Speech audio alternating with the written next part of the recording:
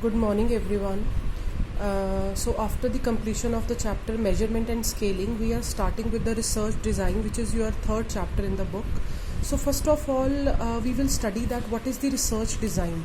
So research design, it is a map which help you or which develop you that how your research will be conducted. Okay, so there are so many questions which are being addressed by the research design. So it simply means that why the study is being conducted, what is the study all about, study में है क्या, ठीक है, किस तरह का data आपको इसके लिए चाहिए होगा, then where is the data available, आपको डेटा कहाँ पे मिलेगा, किस तरह की टेक्निक जो है वो आप यूज़ करोगे, और what is the method of data analysis adopted, right. Then further what will be the method of sampling, किस तरह से आप जो सैम्पलिंग है उसको किस मेथड से यूज़ करोगे, and what will be the format of reporting the result, आपने जो भी अपनी प्रोजेक्ट रिपोर्ट बनानी है उसको आप किस तरह से रिपोर्ट करोगे. ठीक है, तो रिसर्च डिज़ाइन का सिंपल मतलब ये है कि it is an arrangement of collection, ठीक है, and analysis of a data in a manner so that you can achieve your research purpose, the purpose for which your research is being conducted, right.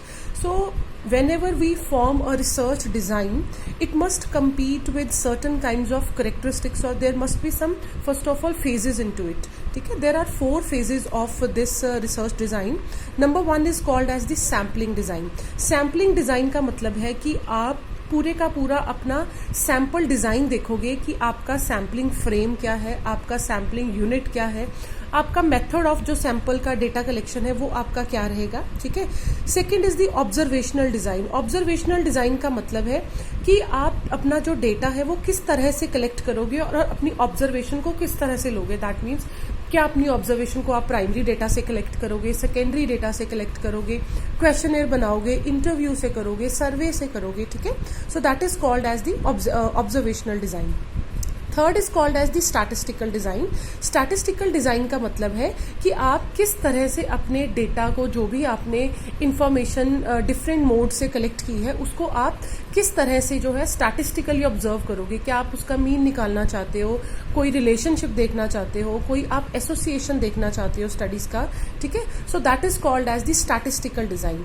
The fourth one is called as the operational design. So operational design का मतलब है कि जहां पर आप पूरे के पूरे procedure related to the sampling, statistical observation और किस तरह का जो डिज़ाइन है that will be carried out. ठीक है, सो ऑपरेशनल डिज़ाइन जो है it includes the sampling design, observational design and statistical design. It is a bigger part, right. So there are 4 phases of your research design: sampling, observational, statistical and operational design. ठीक है, उसके बाद है what are the characteristics of a good design. So एक अच्छा research का जो design है, एक अच्छा रिसर्च जो है वो आपको रोड मैप तभी देगा अगर इसमें कुछ अच्छे फीचर्स हों. ठीक है, so first one is called as the objectivity. Objectivity का मतलब है कि आपका जो भी रिसर्च का डिज़ाइन है, ठीक है, वो किसी भी तरह से बायस नहीं होना चाहिए. दैट मीन्स जो भी आप अपने ऑब्जेक्टिव्स ले रहे हो, ठीक है, या जो भी रिस्पोंडेंट्स आप अपनी स्टडी के लिए लोगे, they must be free from any kind of बायस. आप किसी भी तरह के ऐसे रिस्पोंडेंट को नहीं लेते अपनी स्टडी में जो भी आपको एक बायस रिजल्ट दें. ठीक है. Second is the reliability.